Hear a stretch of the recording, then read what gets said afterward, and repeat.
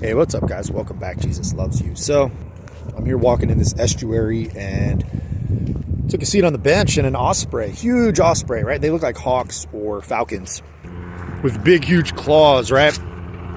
Comes and perches right next to me, like 5 or 10 feet away. I actually got a video of it. I might upload it. Got some pictures. You know, you see these things in the sky, the hawks, the ospreys. They usually don't come too close to you. So that was pretty awesome and seemed a little significant. At first I thought it was a hawk, but I looked it up on the billboard here and it says they're probably ospreys. I just saw a movie about a hawk. It's called H is for Hawk, about a true story about a woman who lost her father, and they used to care for falcons and hawks, you know, when they land on your arm and stuff and you feed them. And so her father dies, and in order to deal with the grief, she buys one, the most violent kind, and basically throws away her life and all her friends and just becomes obsessed with the hawk. It was kind of a non-healthy way of grieving. Anyway, that was in my mind as that was happening. Like, you know, maybe I could try to catch it on my arm. Worst comes to worst, you know, maybe try to feed it. That'd be cool.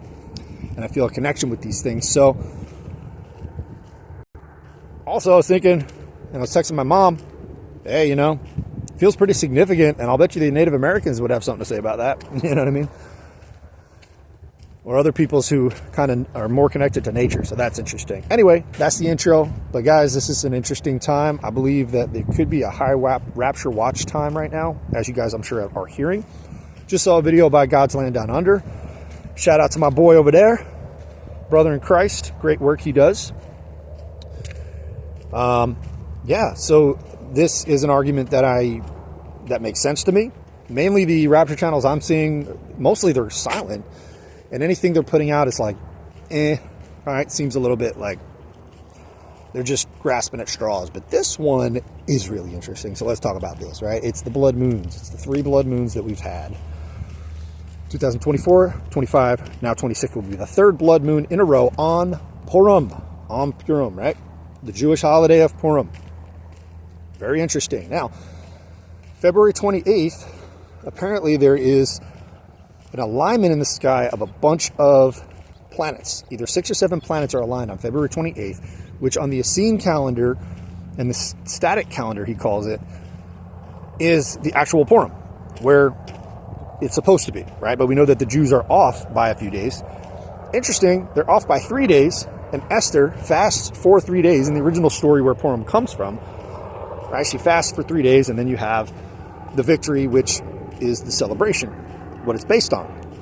So that's interesting. So you got February 28th, all these alignments. By the way, today is actually a eclipse, I believe a lunar eclipse.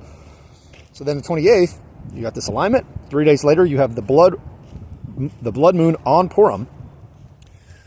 So that could be a potential high rapture watch time. He brings up this point, and I thought of this on my own also, and then heard other people saying it. God says, I will turn your feasts into mourning. We know that the rapture will be a mourning period for the Jews who reject Christ. The Jews who accept Christ will go up in the rapture because they're called Christians or Messianic Jews, whatever you want to call them. They believe in Messiah. So they would be raptured up. So it's interesting that he says, I will turn your feasts into mourning. Why not his feasts? Everywhere in the Bible, God refers to his feasts, such as Passover, things like that. Booths, all those different feasts that he told the people to do, he calls them his feasts, right? I follow Passover, etc. People say, oh, you follow the Jewish feasts. I say, no, I follow God's feasts. Yes, the Jews do them also, but these are God's feasts. That's what he calls them, right? The 3 that God told the Israelites to go to Jerusalem every year for, that was huge. But it's interesting that he says your feasts. What is Purim? Is Purim a feast of God? Was it one of the feasts that God told them to do? No, it's not. Right? It's a feast that they created themselves. The Jews and the Israelites back then, because of what happened with Esther. I don't know when it started. That'd be an interesting study to find out when Purim started. You know, I feel like it might even be somewhat modern. Like, in other words, I don't know if the Jews in Jesus' day were practicing that. You guys let me know in the comments if you know. So, it's one of their feasts. It's their feast. They've created it. God didn't tell them to do it. Not saying it's bad, but it's their feast. I will turn your feasts into mourning. Interesting. Could there be a rapture on Purim this year? On a blood moon, the 3rd one in a row, 3 days after the Purim on the Essene calendar, right? 3 days of Esther fasting. It's an interesting time to watch. And that's what we're doing. We're watching. We're watchmen. Shout out to God's Land Down Under for that information in that video. Great stuff. If you guys want to check it out, he has a lot of information on there. I'm sort of summarizing it. And if that passes, as he says in the video, then we're looking at Passover. He believes that Passover is probably not a high watch date because of that verse that says, I will turn your feast into mourning. And Passover is one of the feasts of the Lord. So that's interesting. I remember reading that and having that realization on my own. I will turn your feast, right? Your feast into mourning. However, at the same time, God also, I believe, in some cases, called them their feasts when they weren't doing them right? He says, I hate your feasts. So that could also be, in other words, it could happen on Passover, but if they're not doing Passover the way that God wanted them to, he would also potentially call that their feast. Like, it's not my feast anymore. You've desecrated it. You're doing wrong things. It's even on the wrong date, for God's sakes, man. You know? And it's interesting because God said the new year would start in April, and they do their new year on a different time, right? In the fall, I believe. Again, it's you know, so yeah, guys, big watch time right now we're in for sure. We see that, we're feeling it. There's many other signs. That's just, right, the biblical stuff, the feast days, lining up, things like that. And we obviously see on the world stage, that alone is showing that a rapture is looking near the start of the tribulation, the start of Jacob's trouble. Now, I've been looking into this idea that maybe the tribulation is not 7 years, but 3.5 years. It's an interesting idea. I'm open to it. If you guys have any thoughts, you can let me know in the comments. But yeah, it's a whole thing. But it's interesting because there's only one verse in the Bible that seems to indicate that the tribulation would be a week long or 7 years, right? It's in Daniel. But the rest of the Bible that talks about the tribulation is always 3.5 years, right? Time and half of times, 1260 days. That's all 3.5 years, right? So there's literally only one. We know that we should establish a doctrine by 2 or 3 witnesses. 2 or 3 verses should back it up. So that's interesting. You know, we don't really have 2 or 3 verses on the 7 years doctrine. So that opens up a whole can of worms. I'm trying to summarize it quickly here. I'm not going to make that a whole thing, but it's interesting because if that happens, 3.5 years, so let's say the tribulation starts now-ish or in spring, you have 3.5 years, then everything would be potentially wrapped up before Israel turns 80, right? If you believe in the 7 years, then you have to say, well, Israel will turn 80 in the middle, and then we'll actually surpass the 80 once Jesus Christ's feet touch the ground at the second coming. I understand that concept. I'm open to that. It's possible, right? And the idea there is that Israel doesn't accept their Messiah until the full 80 has passed and Jesus comes. However, that would be surpassing, and he says all these things will happen before the generation passes. So that actually points to more toward a 3.5 year tribulation instead. Right, so it says in Revelation specifically that the Antichrist is given 3.5 years. That's what it says. Right, he's given that time frame to make war with the saints, etc., do all the stuff he has to do. It doesn't say he's given 7 years. It specifically says 3.5. So it's interesting. So, well, yeah, that's part of the calculation. With this potentially coming this year, with the tribulation start, the time of Jacob's trouble. We see what's going on with Iran. All of that is pointing to the time of Jacob's trouble. Potentially, U.S. going to war with Iran within the next 2 weeks, right? And that the process might take a few weeks, it was saying. We just sent a new ship out there, and they said it's going to take a few weeks to get there, but that's the whole what's coming in our direction. They want to take out the current Shah and put in a new one who is favorable to Israel. That's the deal. Okay, that's the deal. And it's the time of Jacob's trouble. Why? Because they're going to get what they want politically. Okay, they're going to bring in their Messiah. They're going to bring in the temple potentially. Although, with the 3.5 years, I am open to the idea that there is no temple. I've always been open to that idea. I'm also open that there might be a temple. So it can happen within the 3.5 years as well. Now, also the The idea that it's only 3.5 years connects to the 70th week of Daniel. And what it's saying is the first 3.5 years of that last week of Daniel, the 70th week, was fulfilled with Jesus, because he dies in the midst of the last week. He is the one who puts an end to sacrifice. So the church has always taught that that's the Antichrist, and I've never fully been on board with that. In fact, I used to think it was totally wrong. And I used to believe, as the Seventh-day Adventists teach, that Jesus was the one who put an end to sacrifice. He's the only one who has the power to do that, right? Because it says that he puts an end to sacrifice, and they think it's the Antichrist. Therefore, they say, well, therefore the temple must be built, because how else are they going to put an end to sacrifice? But it's a big jump. It's a big assumption, right? Because it says that this figure will put an end to sacrifice, well, that must mean that it's the Antichrist stopping the daily sacrifice of a new built temple. It's almost like it's such a wild jump.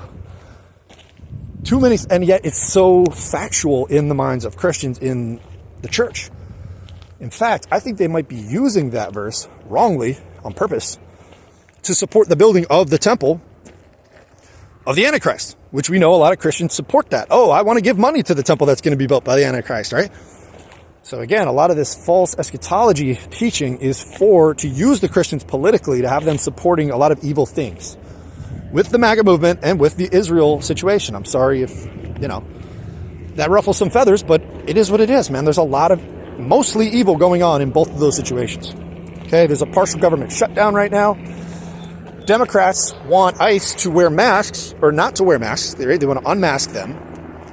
They want them to wear badges saying their names. And they want them to get judicial warrants, which is the constitutional right of American citizens, not executive warrants, where they can just write their own warrant and go into your house without probable cause or just whatever they want. They're supposed to go to a judge with probable cause, get it signed, etc. That is the Constitution of America. They're breaking that. They think it's a special situation. And MAGA Republicans are cool with it. It's crazy. You're giving the government this insane power, which in the Antichrist situation, the tribulation will happen. If you don't do the mark of the beast thing, they're going to come into your home. Well, they're literally just granted them that power under the guise of getting the illegals out. And because it's a cause that they've brainwashed people into believing so heavily on, they say, oh, okay, do it. It's really baffling that Christians are supporting it. I mean, regular Republicans, fine, but Christians who know, and I'm talking about like end times Christians who know, oh yeah, it's the same, it's very weird. But then again, that's the satanic power of the Antichrist. I mean, it's a spiritual movement. So that is interesting. So I don't know if there will be a temple or not. Maybe there will be. Maybe it'll be within the 3.5 years. Maybe he builds the temple and sits in it in the middle of the 3.5 years. That's possible. Now, I understand that the 7 years lines up for other reasons. I'm blanking on it right now, and I do have to end this video. So if you guys want to put that, it's an open conversation. I'm still looking into it. There are people who believe this and who have talked about it. I do believe that Jesus did put an end to sacrifice. Well, we know he did, right? But I believe Daniel was talking about that. That verse, that part of Daniel's 70th week is all about the Messiah and him coming, right? So the first part says, he will come in the midst of the week. He will be broken, but not of himself, and he will put an end to sacrifices. That's what Jesus did when he died at the cross. The veil tore, and we know that the sacrifices of the Jews were no longer accepted by God. This is actually documented in the Talmud as well. In the Talmud, the Jewish book, it says there were like 3 ways that the Jews knew that God was accepting their sacrifices of animal sacrifice. After Jesus died, those things weren't working anymore. One of them was the rope that held the scapegoat was red, I believe, and it would turn white. Mysteriously, supernaturally, it would turn white because God would accept the sacrifice. After Christ died, it stopped turning white or red, whichever it was. It stopped changing colors. God was showing them, I'm not accepting your sacrifice. Jesus was the sacrifice. If you don't accept him, you're not accepted, right? If you don't have the Son, you don't have the Father. Your sins are not forgiven you. In a way, what else could he have done? He's giving them all the things that they're obsessed with, the temple, the sacrifice. He's showing them through their own language, as God always does. He always speaks to us in our language, whether it's music or people or, different ways. We experience that. That's a lot of our testimony stories, how he spoke to us in that way, right? So he's doing that. I think the temple doors wouldn't close or they wouldn't open, these huge things, right? And as we know, even in the Bible, what's to speak of the Talmud, the veil is torn from the bottom up. Right? So it couldn't have been, or was it the top? I'm sorry, the top up.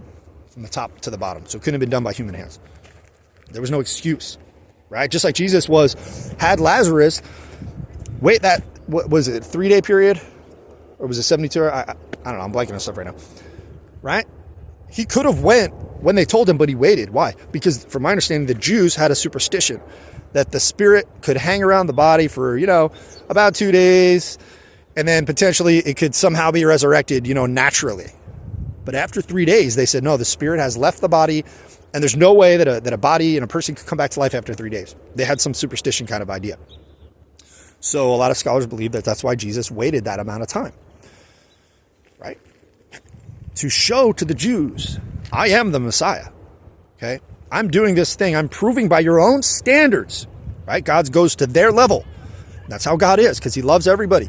He goes to their level, their language, and tells them, and they still refused it. Some of them accepted it. We know that they became Christians, right? But the ones who didn't, God was trying. And so the time of Jacob's trouble, the end of that 3.5 years of the 7 is for them again. He's going to deal with them again. He's going to speak in their own language. He's going to use signs and miracles with the 2 witnesses, with the 144,000. And I believe, guys, we are getting really close to that time. I go to Messianic synagogues. When I hear them talk about Israel and how Israel's getting everything they want in America, and I literally hear Jacob's trouble, because they think they're doing good. They're relying on leaders. We know from the Old Testament, God was not happy about that. When they go to leaders and people instead of relying on God, that's what Israel was supposed to be. So they're going to do that again. They're going to rely on man in a really horrible way by bringing in the Antichrist into the world and having everybody bow to him. Okay? And he's going to deal with them. So, right? So it says he'll come, put an end to sacrifices. Potentially that's Jesus. I believe it is. Right? And Messiah will be cut off, but not of himself. He was crucified. We know that. Then, right after that, it says, then on a wing of abomination will come one who makes desolate. Now we're talking about the Antichrist. Okay, that part of the Daniel is talking about the Antichrist. So I believe the first 3.5 years of Daniel's final week has been fulfilled in Messiah.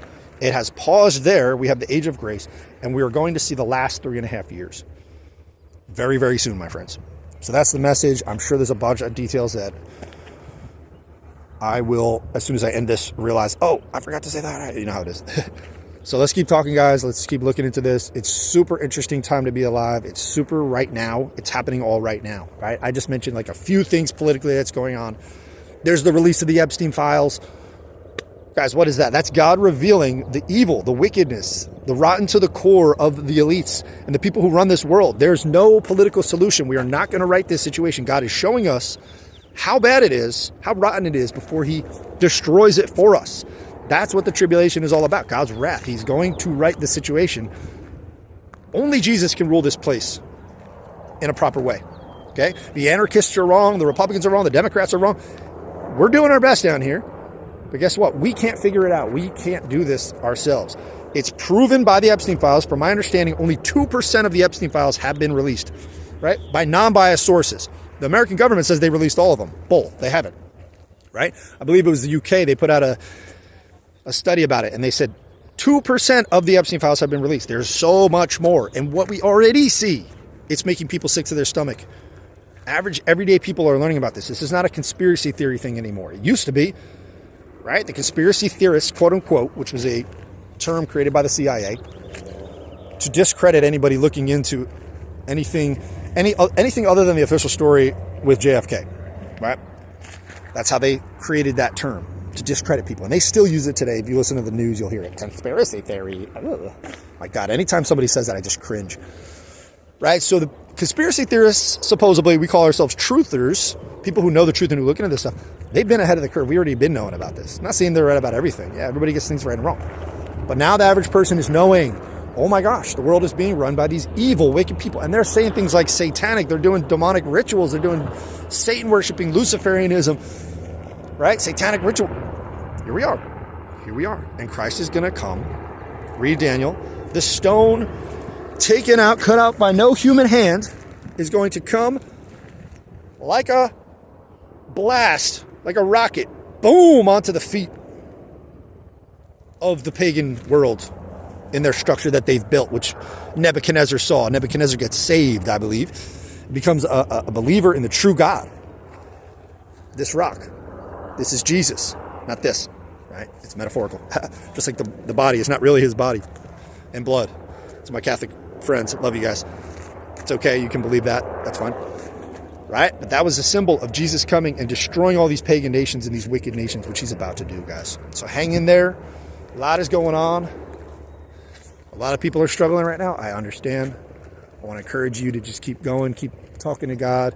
Let's get closer to God. I'm talking to myself too. I've been doing that. I need to continue that on a daily basis.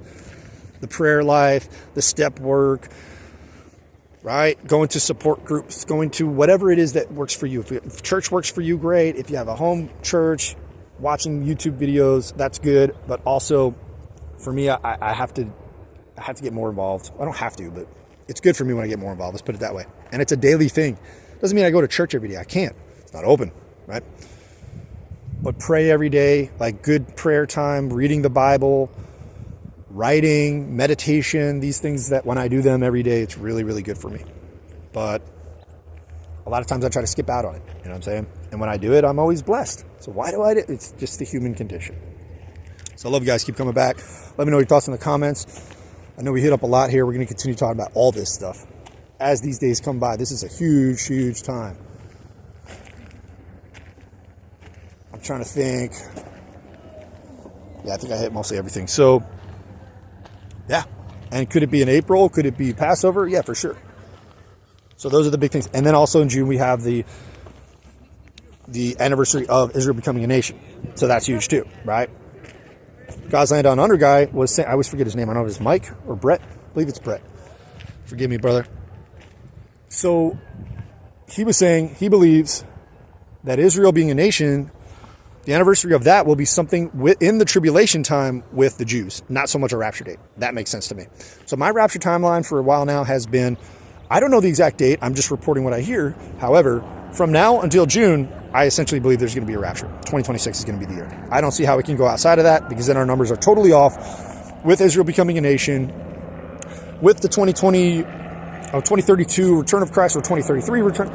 It messes it all up. You know, I understand we can push it a little bit out, but this seems to be the year. So that's my reporting. I love you guys. Keep coming back. Let me know your thoughts in the comment. God bless. Jesus loves you. Peace.